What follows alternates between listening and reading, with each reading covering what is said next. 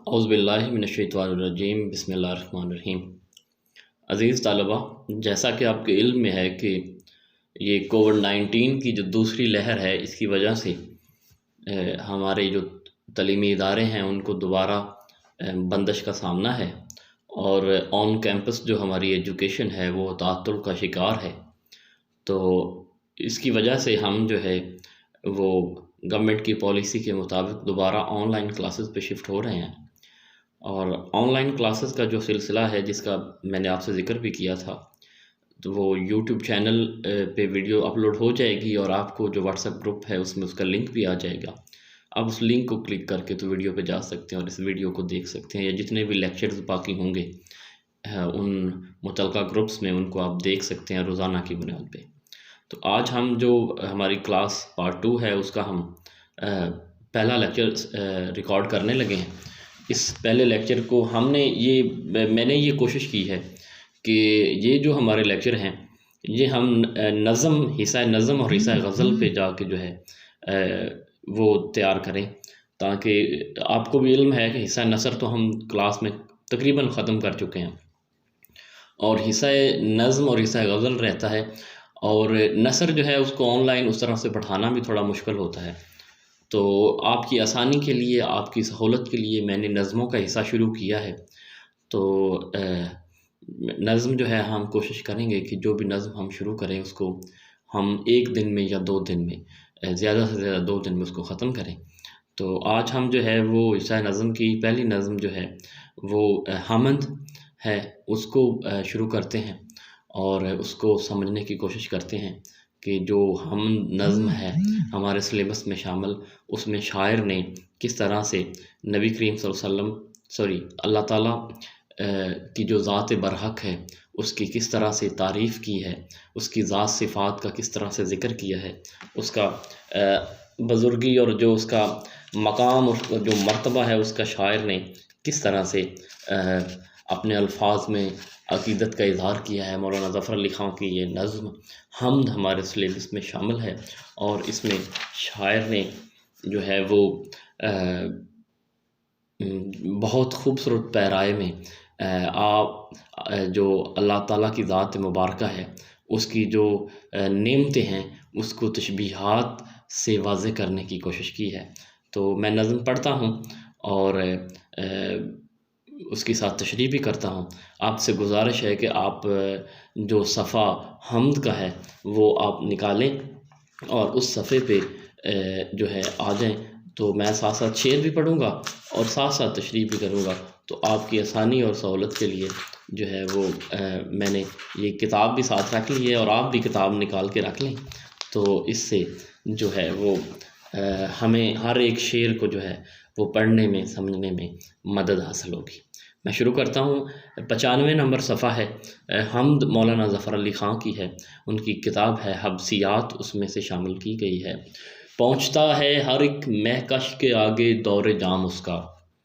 پہنچتا ہے ہر ایک مہکش کے آگے دور جام اس کا، کسی کو تشنہ لب رکھتا نہیں ہے لطف عام اس کا، گواہی دے رہی ہے اس کی یکتائی پہ ذات اس کی، دوئی کے نقش سب جھوٹے ہے سچا ایک نام اس کا، ہر ایک ذرہ فضا کا داستاں اس کی سناتا ہے، ہر ایک ذرہ فضا کا داستاں اس کی سناتا ہے، ہر ایک جھونکا ہوا کا آ کے دیتا ہے پیام اس کا، سراپائے معصیت میں ہوں سراپائے مغفرت وہ ہے، سراپائے معصیت میں ہوں سراپائے مغفرت وہ ہے، خطا کوشی روش میری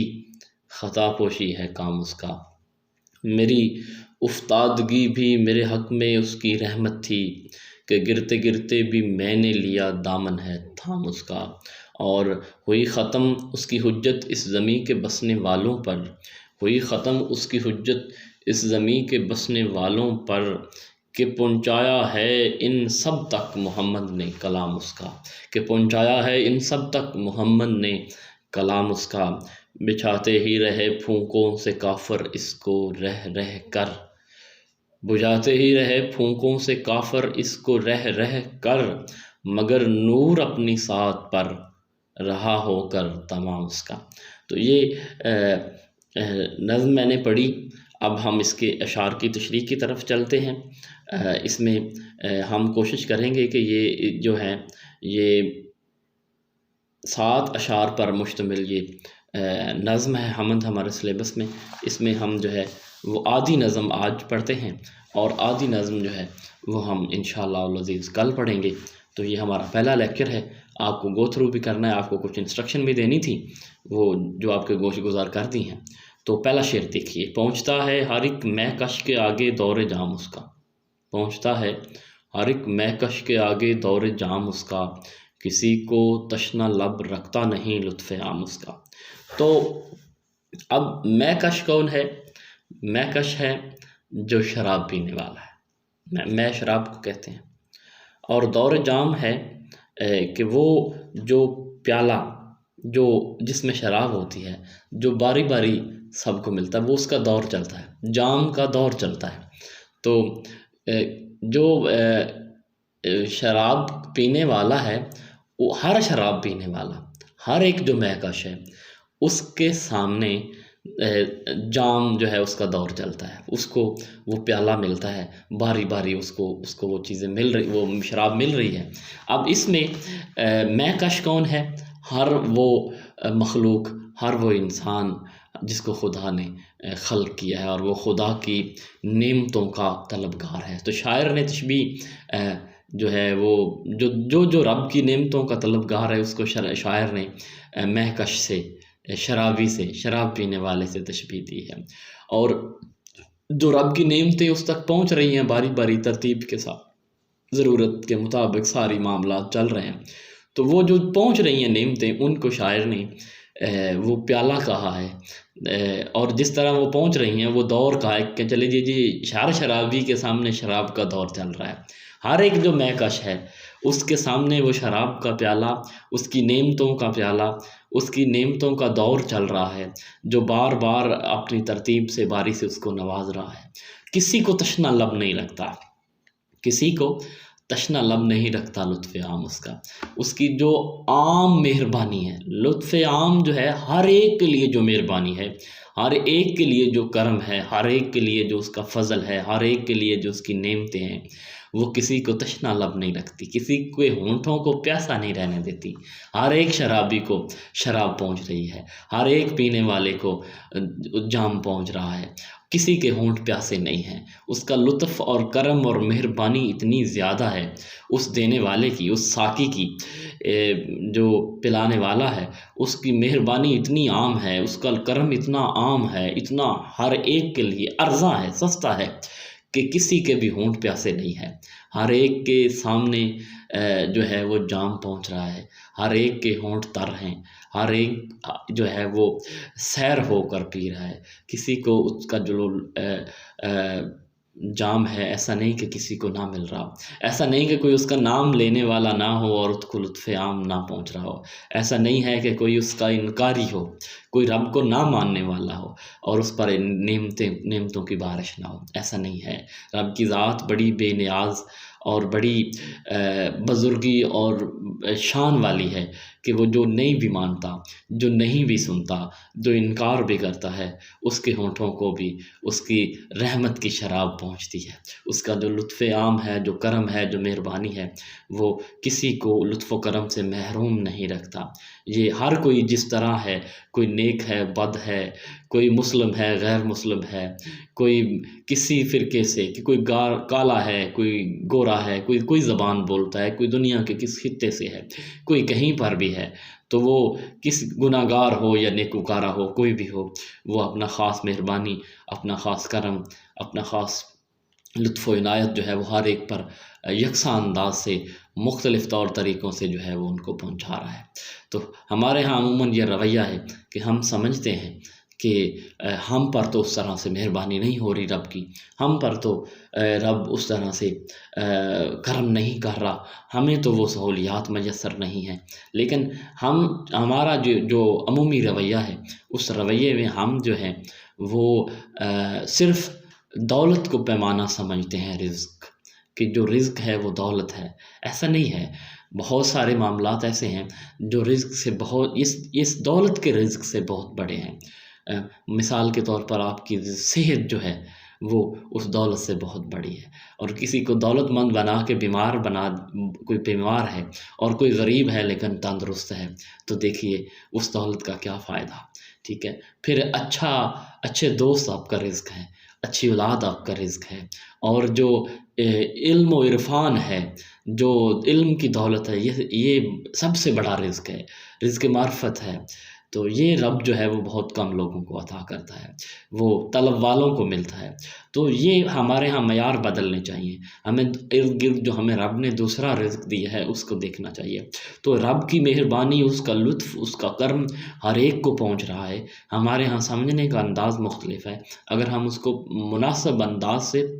سمجھیں تو ہمیں پتہ چلے کہ واقعی رب کی ذات ہر ایک پر لطف کرنے والی ہے، ہر ایک پر خاص کرم مہربانی کرنے والی ہے۔ جو اس کی ذات سے منسوب ایک خاص کرم ہے وہ ہر ایک کو مل رہا ہے، ہر ایک اس سے لطف اندوز ہو رہا ہے۔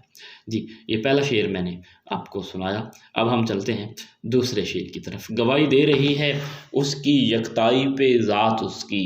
گواہی دے رہی ہے اس کی یکتائی پہ ذات، اس کی دوئی کے نقش سب جھوٹے،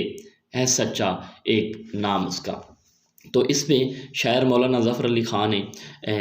رب کی جو وحدانیت ہے، رب کا ایک ہونا ہے، رب کا واحد ہونا، جو عقیدہ توحید ہے، اس کی طرف اشارہ کیا ہے کہ یکتائی ہے، رب کی ذات جو ہے وہ یکتا ہے، اکیلی ہے، واحد ہے، اور یہ گواہی خود اس کی ذات دے رہی ہے، خود اس کی جو ذات ہے وہ ان چیزوں کی گواہی دے رہی ہے۔ یہ جو دوئی کے سب نقش ہیں، دوئی کا مطلب ہوتا ہے دو ہونا، دو ہونے کی کیفیت ہونا، یا توحید کی ضد ہونا، توحید کے مخالف ہونا۔ تو شرک جو لوگ کرتے ہیں دوسرے مذاہب میں، دوسرے عقائد میں، لوگ مسلمانوں کے علاوہ، تو ان کے ہاں مختلف معاملات کے مختلف دیوتا ہیں، خدا ہیں، ٹھیک ہے۔ تو شاعر کہتا ہے کہ اللہ تعالیٰ کی جو ذات مبارکہ ہے وہ اس چیز کی خود گواہی دے رہی ہے کہ میں واحد ہوں، اس کی اپنی ذات گواہ ہے، ٹھیک ہے۔ یہ جو دوئی کے سب نقش ہیں یہ جھوٹے ہیں، سچا نام جو ہے اس کی ذات کا ہے، کیونکہ یہ جو پورا نظام، یہ جو پورا سسٹم تخلیق ہوا، اس میں اس کا کوئی یار، کوئی مددگار، کوئی ساتھی شامل نہیں ہے۔ رب کی ذات نے اکیلے یہ پورا نظام متعارف کرایا، اور اگر یہ پورا نظام متعارف کرانے والا رب کی ایک ذات واحد کی آپ کو نشانی نہیں نظر آ رہی تو آپ کم عقل ہیں، آپ خام خیال رکھتے ہیں، آپ کی کم فہمی ہے، نادانی ہے۔ آپ لوگ عموماً دیکھتے ہوں گے، میں ایک بڑی مختصر اور نابالغ سی ایک آپ کو مثال دیتا ہوں، آپ بچے ہیں، آپ کے بچوں کے عقل کے مطابق آپ کو مثال دیتا ہوں کہ ایک چھوٹا سا ایک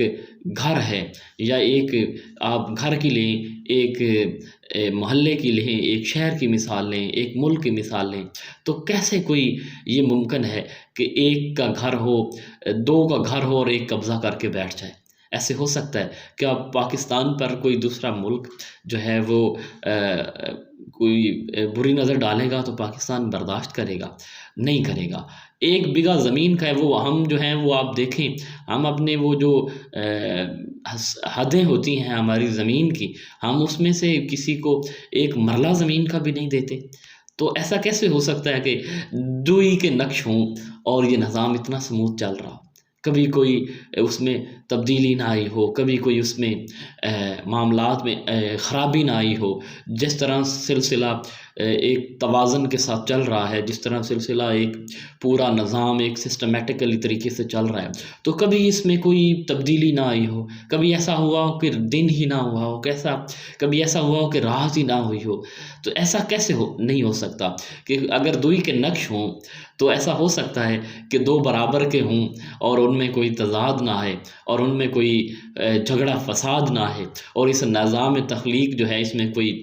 مسئلہ نہ آئے، درہم برہم نہ ہو۔ تو یہ ساری چیزیں جو ہیں، یہ آپ بچے ہیں، آپ کو اس لیے سمجھا رہا ہوں، یہ مثال رب کی شان کو بیان کرنے کے لیے تو بہت چھوٹی ہے، مختصر ہے، لیکن آپ کو آپ کی عقل اور فہم و فراست کے مطابق یہ میں نے مثال دی کہ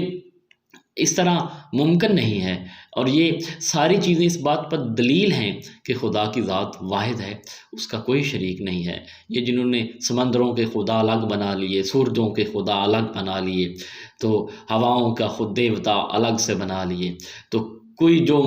جو پر اسرار چیزیں ہوئیں جن پہ انسان کچھ نہ کر سکے، اس کا الگ سے خدا بنا لینا،